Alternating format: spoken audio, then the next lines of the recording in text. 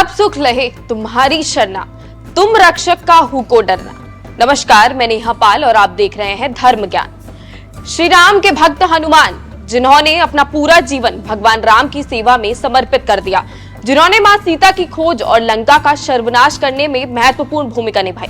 कहते हैं भगवान हनुमान आज भी कलयुग में जीवित हैं। आज भी चिरंजीवी हनुमान अजर अमर हैं। वे आज भी अपने भक्तों की रक्षा करते हैं। लेकिन क्या आप जानते हैं हनुमान जी का जन्म कब, कहां और कैसे हुआ? क्या आप जानते हैं कि अगर भगवान हनुमान कलयुग में जीवित हैं, तो आखिर कहां रहते हैं? क्या आप ये जानते हैं कि भगवान हनुमान के जन्मोत्सव को तेलंगाना और आंध्र प्रदेश में कैसे मनाते हैं? चलिए हम आपको बताते हैं। तो जानने के लिए बने रहें हमारे साथ और देखिए इस पर हमारी खास रिपोर्ट।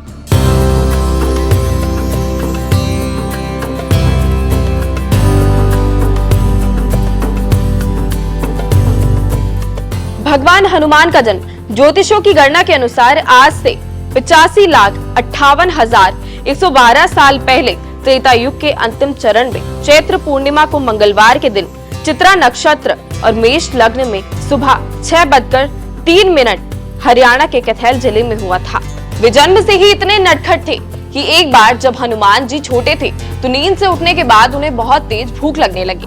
तब उन्होंने आकाश में चमकते हुए एक फल को देखा। वो फल था सूर्य और उसे खाने के लिए आकाश में उड़ गए।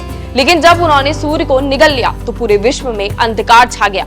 उस समय राहु सूर्य पर ग्रहण लगाने के लिए आ रहे थे। तभी राहु भी भगवान हनुमान का ये रूप देखकर डर गए। इसके बाद राहु ने इंद्रदेव से सहायता मांगी। इंद्रदेव के कई प्रयासों के बाद उन्होंने भगवान सूर्य को अपने मुंह से मुक्त कर दिया। ऐसी कई सारी कथाएं प्रचलित हैं जिनके द्वारा हमें ये पता चलता है कि राम भक्त हनुमान कितने ज्यादा शक्तिशाली थे। आज सिद्धियों और नवनिधियों के दाता भगवान हनुमान का बल 100 हाथियों से भी अधिक है, जिनके बल की कोई सीमा नहीं है। उन्हें भगवान शिव का रुद्र अवतार माना जाता है। हम उनके बल का अंदाजा उनके जीवन की कुछ घटनाओं से ही लगा सकते हैं। वहीं दूसरी ओर हर मंदिर में श्री राम के साथ भगवान हनुमान के होने का रहस्य क्या कहता है? भक्ति तो लक्ष्मण जी भी करते थे राम जी की, फिर क्यों हनुमान को श्री राम का सबसे बड़ा भक्त कहा जाता है? हनुमान जी का प्रेम भगवान राम के प्रति इतना कैसे बढ़ गया कि उन्होंने श्री राम के नाम का सिंदूर पूरे शरीर पर ही लगा लिया? आइए जानते हैं।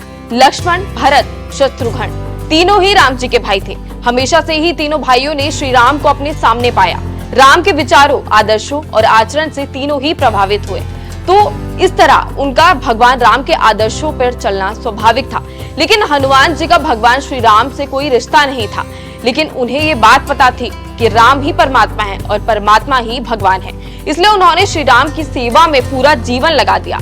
आप उनकी आस्था का अंदाजा इसी बात से लगा सकते हैं कि जब एक बार हनुमान जी ने माता सीता को सिंदूर लगाते देखा तो उन्होंने उनसे पूछा, माता आप अपनी मांग में सिंदूर क्यों लगा रहे हैं? माता सीता ने जवाब दिया कि सिंदूर लगाने से प्रभु श्री राम की उम्र बढ़ती है और प्रभु प्रसन्न होते हैं। बस इतना सुनकर हनुमान जी ने अपने पूरे शरीर पर सिंदूर लगा लिया। इसके बाद वे भगवान श्री राम के पास राजसभा में चले गए। जब श्री राम ने उनसे इसका कारण पूछा तो उन्होंने पूरी बात बताई। ये सुनकर प्रभु श्री राम बहुत प्रसन्न हुए।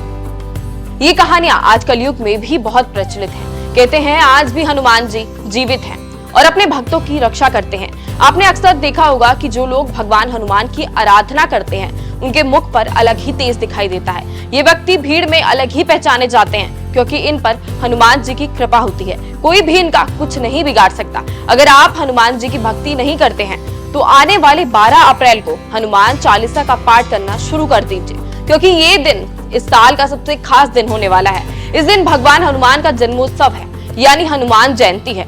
इस दिन सभी हनुमान भक्त सुबह स्नान कर हनुमान जी की पूजा अर्चना करते हैं, व्रत रखते हैं और हनुमान चालीसा का पाठ भी करते हैं। लेकिन क्या आप जानते हैं तेलंगाना और आंध्र प्रदेश में हनुमान जयंती 41 दिनों तक क्यों मनाई जाती है?